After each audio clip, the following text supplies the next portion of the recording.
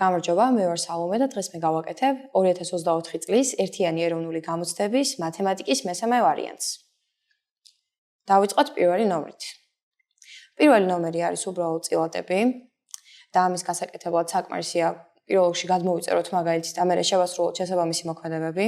ესე იგი 10/3-ს რო გამოვაკლოთ 1.6 არის 8.7. ხოლო 1 რო გამოვაკლოთ 2.5 არის მინუს ნიშნით 1.5. მინუსი გავიტანოთ მინუს 87/15 და 87 და 15 რო შევკვეცოთ 3-ზე, მივიღებთ მინუს 29/5, რომელიც უდრის 8.5 მინუსით, რომელიც ჩვენთან არის პასუხი A. გადავიდეთ შემდეგ ნომერზე, ნომერ მეორეზე და წავიკითხოთ მისი პირობა.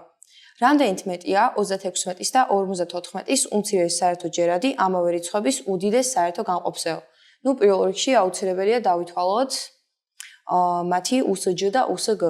ამის გასაკეთებლად აუცილებელია ისინი დავშალოთ მომრავლებად. ჯერ დავშალოთ 36, 2, 18, 2, 9, 3, 3, 3, 1. ახლა დავშალოთ 54, 54, 2, 27, 3, 9, 3, 3, 3 და 1. ახლა კი დროა დავითვალოთ მათი უმცირესი საერთო ჯერადი და უდიდესი საერთო განყოფი. USG 36-ისა და 54-ისა იქნება რა? 36 რომ გავამრავლოთ მისგან განსხვავებულ განყოფს, ხო? ანუ განსხვავებული არის 3-იანი. აი ეს მესამე 3-იანი. და გავამრავლოთ ეს ყველაფერი 3-ზე. ეს არის 108. ახლა კი ვიპოვოთ უდიდეს საერთო განყოფი, ანუ USG. USG 36-ისა და 54-ისა იქნება რა? მათი საერთო განყოფები, ხო?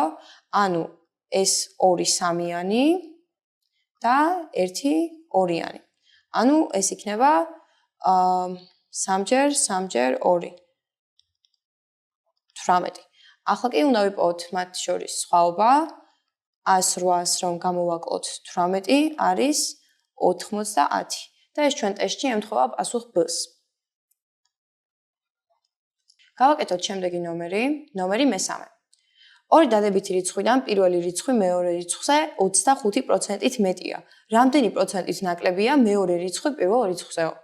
ამის გასაკეთებლად ერთი რიცხვი აღვნიშნოთ x-ით, რადგან ვიცით რომ მეორე რიცხვი მასზე 25%-ით მეტია, ეს რიცხვი იქნება 1.25x, რადგან 25% რო გაიზრდება, გახდება 1.5. ახლა კი გვაინტერესებს თუ რამდენი პროცენტით ნაკლებია მეორე რიცხვი პირველ რიცხვზე. ამის გასაკეთებლად შემოგთავაზებთ მარტივ ხერხს, თუ ვიცით რომ 1.25 არის 100%, ანუ თუ მეორე რიცხვი არის 100%, ეგრე ვთქვათ, მაშინ რა იქნება ის სხვაობა, ხო? ანუ ის რითიც მეტი არის. ანუ 0.25 რამდენი იქნება? დავარქვათ, დავუშვათ z ამას. ანუ z რას უდრის აქედან, ხო? ანუ პროცენტულ რაოდენობებშია ესენი, რა თქმა უნდა. z რას უდრის აქედან?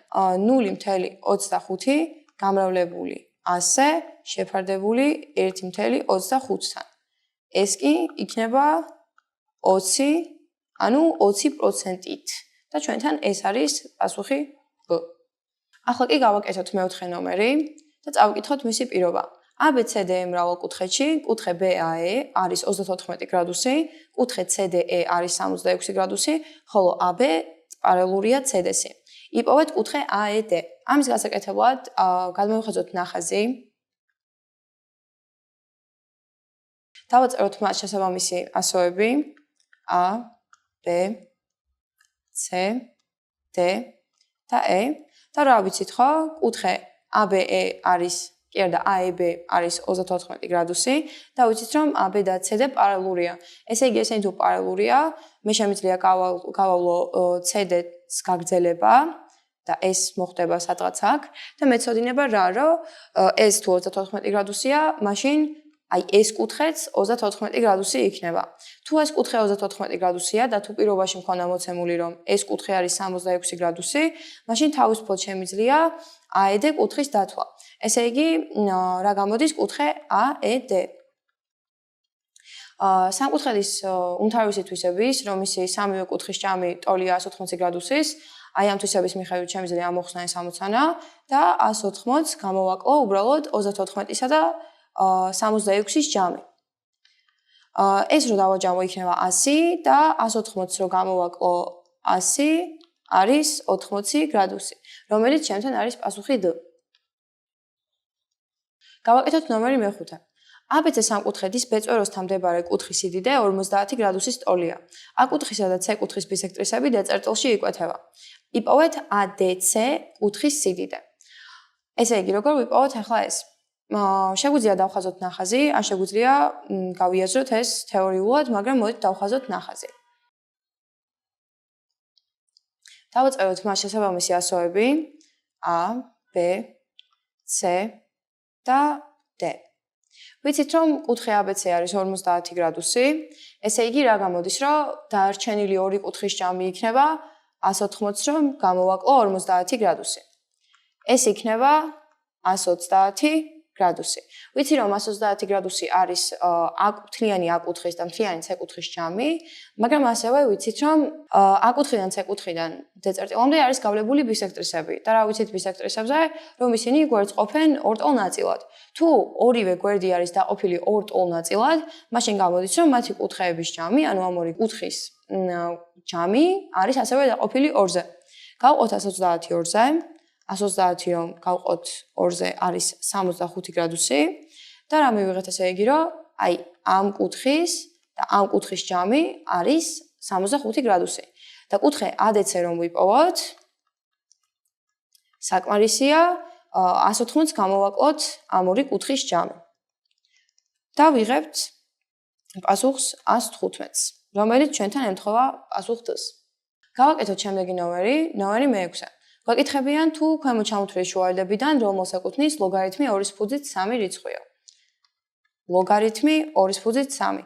ეს დაწერას არ საჭიროებს ჩემი აზრით, რადგან შეგვიძლია მარტივად გავიაზროთ ეს ყოველივე. რა არის ლოგარითმი ზოგადად? ლოგარითმი მარტივად რო წარმოვიდგინოთ, არის უბრალოდ რიცხვის ხარისხი. ანუ რა ხარისხი უნდა ავიყვანო 2, რომ მივიღო 3, ხო?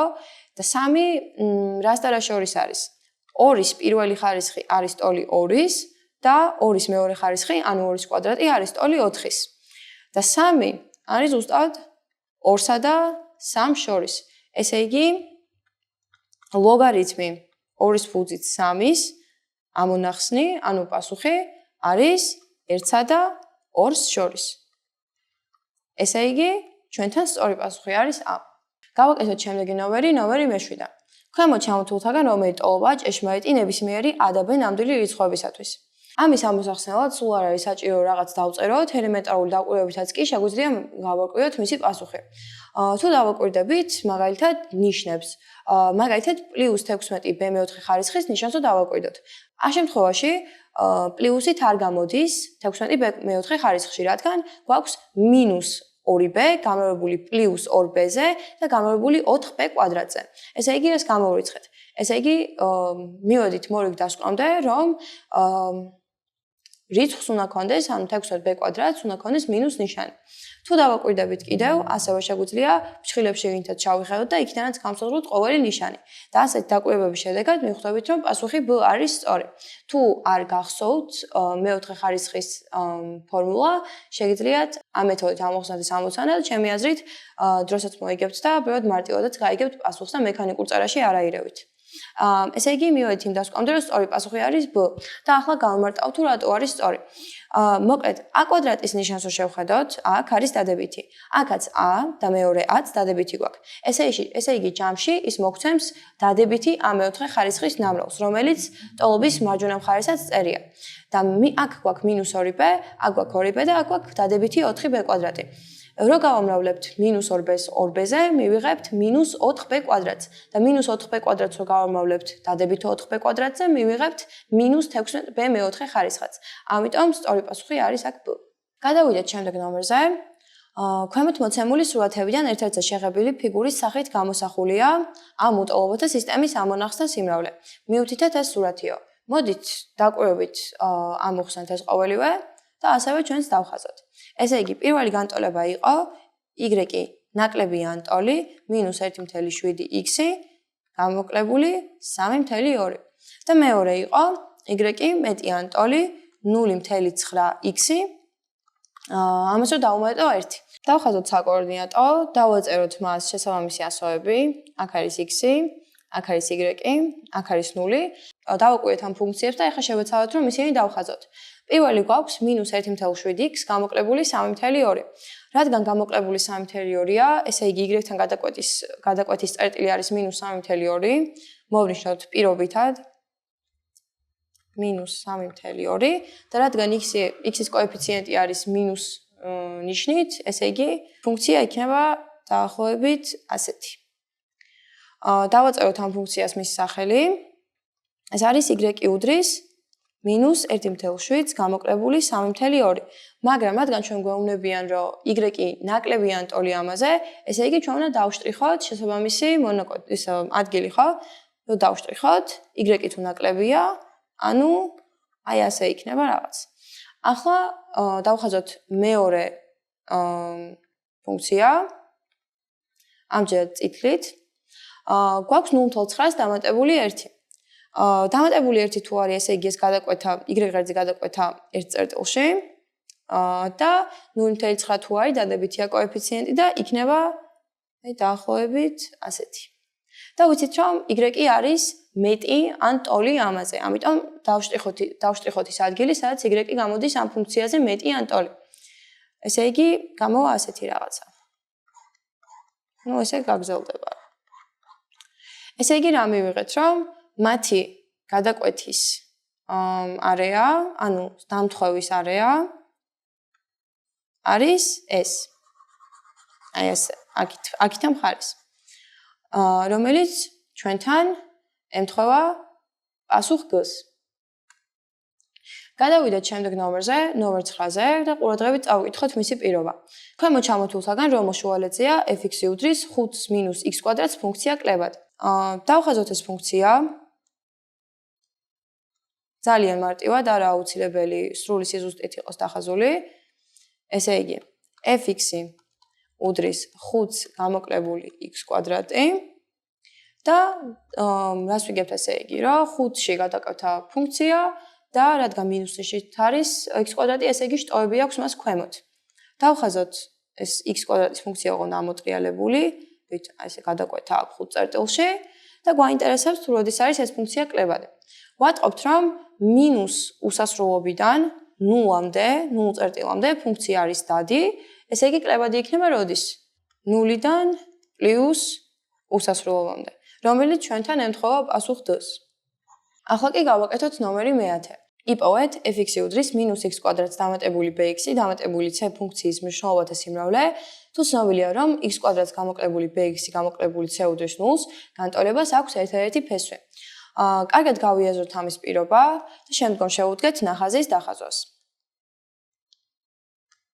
მოკლედ, გქონდა რა? გქონდა f(x) უდრის -x² დამატებული bx და დამატებული c ფუნქცია და მეორე მხრივ ვიცით რომ f(x) უდრის x² გამოკლებული bx გამოკლებულ c ფუნქციას, როდესაც უტოლებთ 0-ს, მას აქვს ერთადერთი ამონახსნი. ანუ მხოლოდ 1x აქვს. ესე იგი ეს რას ნიშნავს, რომ ეს ფუნქცია x ღერძს კვეთს მხოლოდ ერთ წერტილში. ეხლა ელემენტარული დაკვირვებით შეგვიძლია დავადგინოთ, რომ ამ ჩვენ f1-ს თუ გავამრავლებთ მინუს ნიშანზე, მივიღებთ ჩვენ f მეორე ფუნქციას. ანუ რისი თქმა მინდა, რომ ეს ორი ფუნქცია არის ანალოგიური, უბრალოდ ნიშნებს შეცვლილი. მოკლედ, დავხაზოთ მეორე ფუნქცია, რადგან ვიცით, რომ მას აქვს ერთადერთი ამონახსნი. თუ მას ერთადერთი ამონახსნი აქვს, ეს იმას ნიშნავს, რომ ერთ ადგილას კვეთს x ღერძს და იყოს აქ. რადგან დავასკვენით, რომ ეს ფუნქციები ამოხსნებით ანალოგიურია, ეს იმას ნიშნავს, რომ თუ f1x ფუნქციას გავუტოლებთ 0-ს, მას ასევე ექნება მხოლოდ ერთადერთი ამონახსნი, ანუ ერთადერთი x-ი. და უბრალოდ სხვა x-ი კი არა, ზუსტად იგივე ის x-ი, რომელიც ჰქონდა f მეორე x ფუნქციას. ამიტომ შეგვიძლია დავხაზოთ ეს ამოტრიალებული აი ასე და დავინახავთ ამას. ესე იგი, რა ვიპოვოთ მისი მნიშვნელობათა სიმრავლე, საკმარისია დავაკვირდეთ ჩვენ ნახაზს, ანუ ეს არის f2x ფუნქცია, რასაც ჩვენ უნდა ვუყურებდეთ და გავიაზრებთ, რომ ის არის მინუს უსასრულობიდან 0-ის ჩათვლით. სწორი პასუხი ჩვენ შემთხვევაში გამოვა A.